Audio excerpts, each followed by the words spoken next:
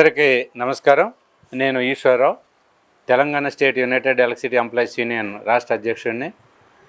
ఈ మధ్యకాలంలోనే మన విద్యుత్ రంగంలో రైతు డిస్కామ్కి ERC electricity regulatory commission licence ఇవ్వడం అనేది జరిగింది. ఈ లైసెన్స్ కంటే ముందు బహుశా ఈ థర్డ్ డిస్కాము పెట్టాలి అనే ఆలోచన మన రాష్ట్ర ప్రభుత్వానికి 2025 డిసెంబర్లో వచ్చిన వెంటనే జీవో నెంబర్ 44ని విడుదల చేశారు.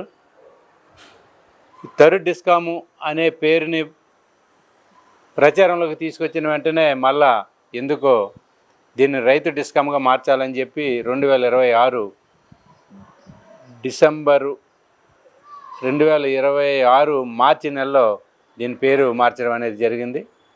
ఏమైనా దీని మీద కొంత అనేక వాదోపవాదాలు జరిగినాయి. చివరికి మే 29వ తారీఖున ఈఆర్సి పబ్లిక్ హీరింగ్ కండక్ట్ చేసిన తర్వాత ఆ హీరింగ్లో కూడా నేను చాలా స్పష్టంగా చెప్పాను. నాతో పాటు ఇంత రైతు సంఘాలు, ఇతర యూనియన్లు వీళ్ళందరూ కూడా చాలా స్పష్టంగా చెప్పారు, ఈ రైతు డిస్కామ్ పెట్టడం వలన ఎవరు ప్రయోజనాల కోసం పెడతా ఉన్నారు అనేది పెద్ద ఎత్తున ప్రశ్నలు వస్తే దానికి ఏ ఒక్కరు కూడా సమాధానం చెప్పలేనటువంటి పరిస్థితి. ఈఆర్సీ కూడా జనరల్గానే సమాధానం చెప్పారు తప్ప ఒక కాంక్రీట్ ప్రపోజల్స్గా సమాధానం చెప్పినటువంటి పరిస్థితి లేదు. ఎందుకంటే ఈ రైతు డిస్కామ్ అనేది సుమారుగా 35,982 కోట్లతో పురుడు పోసుకుంటుంది. ఇది అంటే ఇది పుట్టగొట్టడంతో 35,000 కోట్ల రూపాయలు అప్పులతో పుడుతుంది. ఇది దానికి తోడు ఈ రైతు డిస్కామ్కి ఆదాయం వచ్చే పరిస్థితి లేదు. ఎందుకంటే దీంట్లో సుమారుగా 29 లక్షల మంది పంపు సెట్లు ఉన్నాయి రైతులకు సంబంధించి. దాంతోపాటు మిషన్ భగీరథ ఉంది. అలాగే మున్సిపాలిటీస్లో ఉన్నటువంటి వాటర్ సప్లై అంతా కూడా ఈ రైతు డిస్కామ్లోనే ఉంటుంది. దానితో పాటు Hyderabad metro and water supply sewerage board కూడా దీంట్లోనే ఉంది. ఎటు చూసినా దీనికి ₹1 ఆదాయం వచ్చే పరిస్థితి లేదు. ఇటువంటి పరిస్థితులలో ఉన్నదే 35,000 కోట్ల రూపాయల అప్పులతో ఏర్పడింది.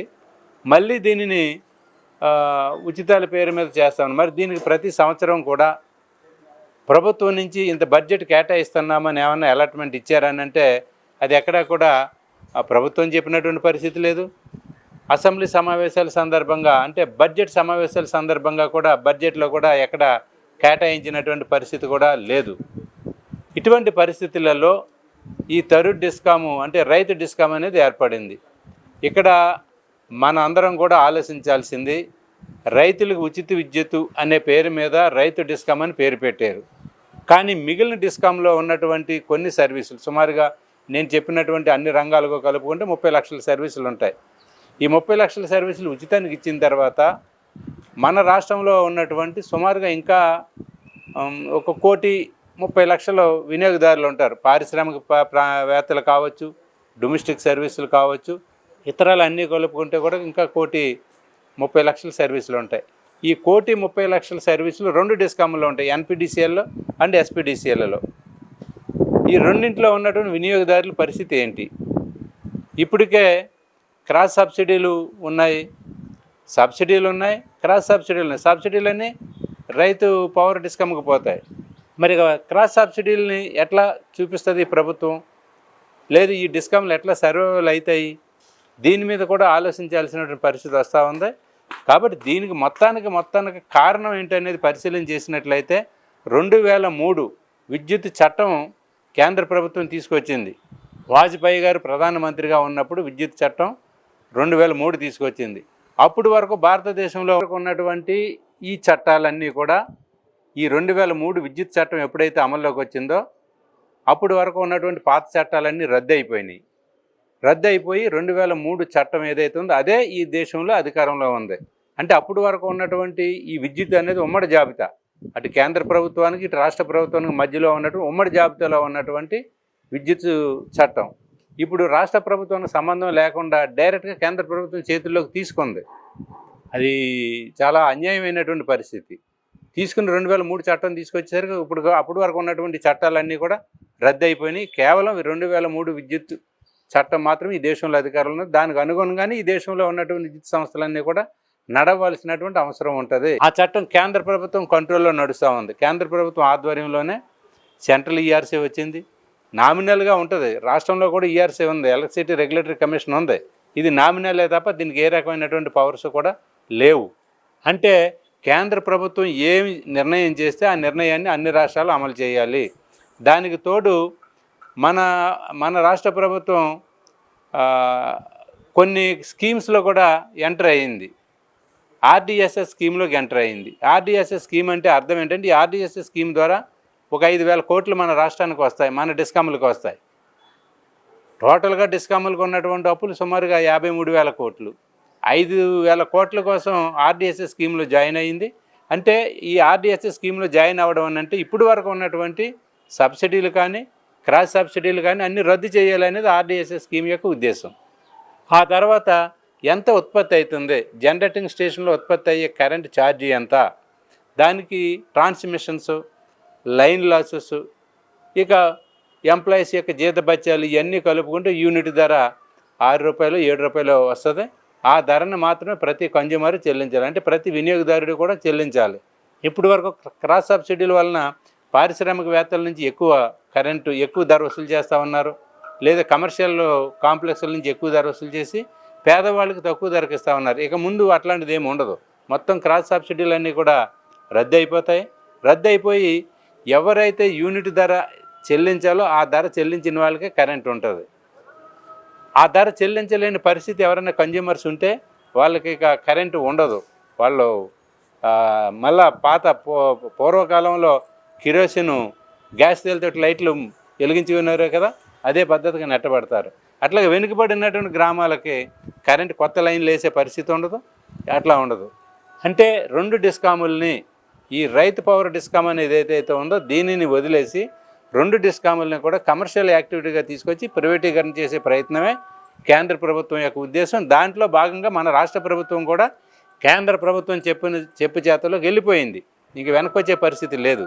దీనివలన తక్షణమే ఈ రైతు డిస్కామ్కి లైసెన్స్ కూడా వచ్చింది కాబట్టి తక్షణమే మన రాష్ట్రంలో స్మార్ట్ మీటర్ల వ్యవస్థను ముందుకు తీసుకొస్తారు.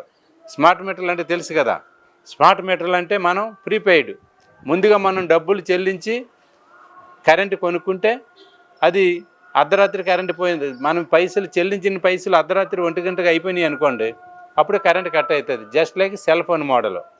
అంటే ఇట్లాంటి పరిస్థితులు రాబోతూ ఉన్నాయి. మరి స్మార్ట్ మీటర్లో ఏ కంపెనీ నుంచి వస్తూ ఉన్నాయి? అసలు స్మార్ట్ మీటర్లో ప్రవేశపెట్టాల్సిన అవసరం ఏమొచ్చిందంటే, ఈ దేశంలో ఉన్నటువంటి అంబానీ, అదానీ లాంటి, ముఖ్యంగా గౌతమ్ అదానీ గారు కొన్ని వేల కోట్ల స్మార్ట్ మీటర్లు తయారు చేశారు. ఆ స్మార్ట్ మీటర్లు అన్నీ కూడా ప్రజలకి హ్యాండ్ ఓవర్ చేయాలి, ప్రజలకు ఫిట్ చేయాలి. ఫిట్ చేయడం వల్ల స్మార్ట్ మీటర్లు సేల్స్ పెరుగుద్ది. కనీసం ఒక స్మార్ట్ మీటర్ ఖరీదు 14 నుంచి 15,000 ఉంటుంది. అది కాలిపోతే మళ్ళీ కన్జ్యూమరే ఆ స్మార్ట్ మీటర్ని కొనుక్కోవాలి తప్ప ఇప్పటిలాగా ఎలక్ట్రిసిటీ డిపార్ట్మెంటు, ఎస్పీడీసీలు, ఎన్పీడీసీలు ఇస్తున్నట్టు ఒక డీడీ కట్టుకుని, ఒక 2,000కు 3,000కు డీడీ కట్టుకుని మీటర్ మార్చే సిస్టమ్ ఏమి ఉండదు. మొత్తం అంతా కమర్షియల్ అయిపోద్ది. అంటే రైతులకి ఉచిత విద్యుత్ అనే పేరు మీద రైతు పవర్ డిస్కామ్ అని పేరు పెట్టి మిగిలిన వాళ్ళందరికీ కూడా స్మార్ట్ మీటర్లు పెట్టి ఆ రకంగా విద్యుత్తుని ప్రైవేటీకరణ చేసే ప్రయత్నం మన రాష్ట్ర ప్రభుత్వం, కేంద్ర ప్రభుత్వం కలిసి చేస్తూ ఉన్నాయి. ఇది అత్యంత ప్రమాదకరమైనటువంటిది. మరో విషయం, రైతులకు ఉచిత విద్యుత్ అంటున్నారు. రైతులకు బోరుబావు దగ్గర ఉచిత విద్యుత్ ఇస్తారు. అదే రైతులు, సుమారుగా మన రాష్ట్రంలో 29 లక్షల రైతులు ఉన్నారు. అదే రైతులు గ్రామాల్లో ఉంటారు. వచ్చి ఆ గ్రామాల్లో ఉన్న ఇంటికి మట్టికి మాత్రం అది వేరే సర్వీస్ ఉంటుంది, అక్కడ ఉచిత విద్యుత్ ఉండదు. అంటే సాధారణమైనటువంటి ప్రజలు 1,30,00,000 మంది వినియోగదారులు ఎవరైతే ఉన్నారో ఆ వినియోగదారుల్లో భాగమే ఈ రైతులు కూడా అయిపోతారు. అప్పుడు ఇక్కడికి వచ్చేసరికి యూనిట్ ధర 12 రూపాయలు, 15 రూపాయలు, 20 రూపాయలు పెట్టి ఇక్కడ చెల్లించాలి. అక్కడ మట్టుకు మాత్రం ఉచిత విద్యుత్ అని అంటారు. అంటే ఇదంతా చూస్తూ ఉంటే ప్రజలకు నష్టం కలిగించే పద్ధతిలో ఈ థర్డ్ డిస్కామ్ ఉంది. స్మార్ట్ మీటర్లు పెట్టి కార్పొరేట్ కంపెనీలకు లాభాలు చేకూర్చే పరిస్థితి ఉంది. రాబోయే రోజుల్లో విద్యుత్ సంస్థలను ప్రైవేటీకరణ చేసే ప్రయత్నం జరుగుతూ ఉంది. ఇప్పటికే ఉత్తరప్రదేశ్, మహారాష్ట్ర, జమ్మూ కాశ్మీర్, ఛత్తీస్గఢ్, చండీగఢ్, పుదుచ్చేరిలో పెద్ద ఎత్తున పోరాటాలు జరుగుతూ ఉన్నాయి. మన తెలంగాణలో కూడా స్మార్ట్ మీటర్ల ఉద్యమం స్టార్ట్ చేయాలి ప్రజలందరూ కూడా. దీనికి ఉద్యోగులుగా మా సహకారం ఉంటుంది, ప్రజలు కూడా ముందుకు రావాలని చెప్పి తెలియజేసి ఈ ప్రమాదాన్ని వినియోగదారులు ఉద్యోగులు అందరూ గమనించి ఆ రకంగా స్మార్ట్ మీటర్లకు వ్యతిరేకంగా ప్రైవేటీకరణ వ్యతిరేకంగా పోరాటం చేయకపోతే ఈ రాష్ట్రం అంధకారం అయ్యే పరిస్థితి వస్తుంది. ప్రైవేటు వాళ్ళ చేతుల్లోకి విద్యుత్ సంస్థలు పోతే కరెంటు కొనలేనటువంటి పరిస్థితి వస్తుందని చెప్పి ఈ సందర్భంగా మేము తెలియజేస్తా ఉన్నాం. Thank you.